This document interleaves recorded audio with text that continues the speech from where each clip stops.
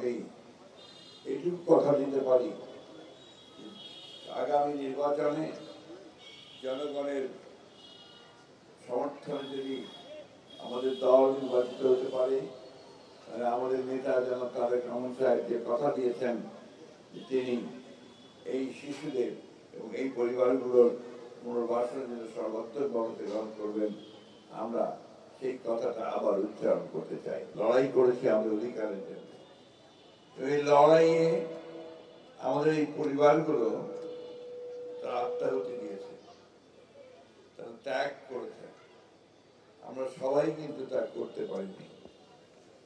আজকে আমরা অনেকেই পরিবর্তনের সঙ্গে সঙ্গেই ভালো ভালো জায়গা দখল করে বসে গেছি, বিভিন্ন জায়গায় অনেকে মন্ত্রী হয়েছি, অনেকে বড় বড় কর্মকর্তা হয়েছি, অনেকে আপনার বড় বড় ব্যবসা বাণিজ্য নিয়ে আমরা এগিয়ে যাচ্ছি। কিন্তু আমার এই শিশুদের কথা কিন্তু আমরা ঠিক সেইভাবে সামনের দিকে আগে আনতে পারি। আমরা আশা করেছিলাম যে এই পরিবর্তনের পরে এই সরকার যারা একটা অন্তর্বর্তীকালীন সরকার হলেও যারা কমিটেড গণতন্ত্রের প্রতি, তারা স্পেশাল সেল তৈরি করবেন এই শিশুদের পুনর্বাসনের জন্য এবং তাদের পরিবারগুলোর পুনর্বাসনের জন্য। অত্যন্ত দুঃখের কথা, আমরা দেখেছি যে সেই ঘটনাগুলো, সেই কাজটি ঘটেনি। আমি আজকে আপনাদের সামনে এই একটু বলতে চাই যে আমরা রাষ্ট্রের পরিবর্তন চাচ্ছি, কাঠামোর পরিবর্তন চাচ্ছি, আমরা সংস্কার চাচ্ছি। সেই সংস্কার, সেই কাঠামো যদি আমার মানুষের সার্বিক উন্নয়নে না আসে, আমাদের এই শিশুদের ভবিষ্যৎকে নির্মাণ করতে সাহায্য না করে, তাদেরকে একটা নিরাপদ সিকিউর জীবন দিতে না পারে, তাহলে সেই সংস্কার কোনো কাজে আসবে বলে আমি মনে করি না।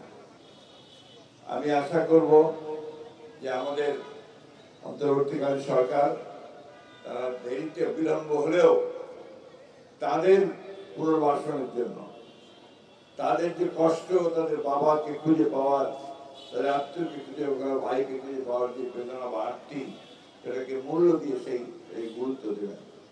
একটা কমিশন করা হয়েছে, গুম কমিশন। সেই গুম কমিশন এখন পর্যন্ত ওদের একটা রিপোর্ট দাখিল করেছে যে তাদের এই যে খোঁজ করা, এই খোঁজ করার পরে খুব বেশি একটা এগুতে পেরেছে বলে আমার কাছে মনে হয় না। আমরা উত্তর পালাবো না, এখানে অনেক রৌদ্র, বাচ্চারা কষ্ট পাচ্ছে। আমি এইটুকু কথা দিতে পারি, আগামী নির্বাচনে জনগণের সমর্থনে যদি আমাদের দল নির্বাচিত হতে পারে, তাহলে আমাদের নেতা জনাব তারেক রহমান সাহেব যে কথা দিয়েছেন তিনি এই শিশুদের এবং এই পরিবারগুলোর পুনর্বাসনের জন্য সর্বাত্মক ব্যবস্থা গ্রহণ করবেন, আমরা সেই কথাটা আবার উচ্চারণ করতে চাই। কারণ তিনি ইতিমধ্যে আমাদেরকে দলকে নিয়ে, যে আমরা আপনার বিএনপি পরিবার অথবা মায়ের ডাককে সাথে নিয়ে তিনি কাজ করেছেন। আমি ধন্যবাদ জানাতে চাই আমাদের সঞ্জিদাকে, যে এই বিষয়টাকে জাগিয়ে রাখা, এই সমস্যাটাকে তুলে ধরা, এই প্রদীপটাকে জ্বালিয়ে রাখা, সে একটা বিশাল ভূমিকা পালন করেছে। শুধু দেশে নয়, আন্তর্জাতিকভাবে আজকে এই গুম সমস্যাটাকে সে তুলে ধরেছে। যারই ফলশ্রুতিতে আমরা দেখেছি যে আন্তর্জাতিকভাবে এই বিষয়টার অত্যন্ত গুরুত্ব দেওয়া হয়েছে। আমি ধন্যবাদ জানাতে চাই আমাদের নেতা রুমন সাহেবকে, যে তিনি বিএনপি পরিবারের মধ্য দিয়ে এই পরিবারগুলোর পাশে দাঁড়িয়েছেন।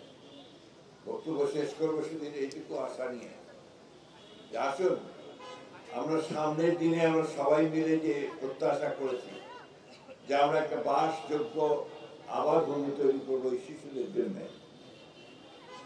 যে শিশুটি এখানে প্ল্যাকার্ড নিয়ে এখনো দাঁড়িয়ে থাকে তার বাবাকে ফিরে পাওয়ার জন্য, আমি জানি না আমরা তার বাবাকে ফেরত দিতে পারবো কিনা, কারণ সে বেঁচে আছে কিনা আমরা জানি না, কিন্তু এইটুকু তো আমরা করতে পারি যে তার ভবিষ্যৎ নির্মাণের জন্য, তার জন্য একটা সুন্দর জীবন হয়, সেই জীবন তৈরি করার জন্য আমরা কাজ করতে পারি।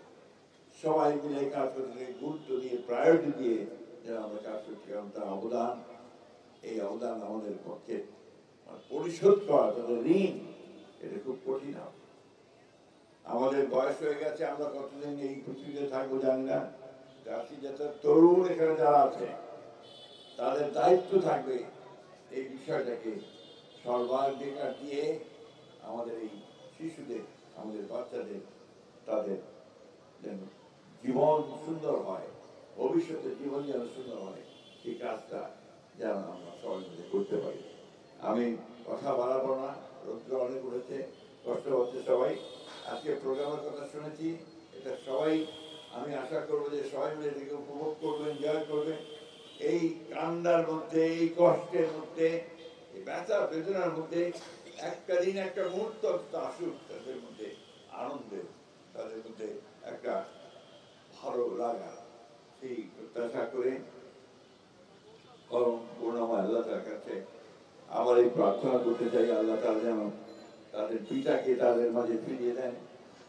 আমাদের যারা চলে গেছে তারা যেন স্বর্গে যায়, বেহেশতে যায়, সেই দোয়া আল্লাহ তাআলার কাছে চাইছি। সবাইকে ধন্যবাদ।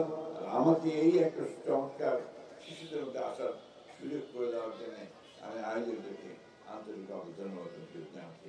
আসসালামু আলাইকুম, খুদা হাফেজ, বাংলাদেশ জিন্দাবাদ, আমাদের জাতীয়তা বল জিন্দাবাদ, বা শহীদ জিয়া অমর হোক, দেশনেত্রী বেগম খালেদা জিয়া জিন্দাবাদ, তারেক রহমান জিন্দাবাদ।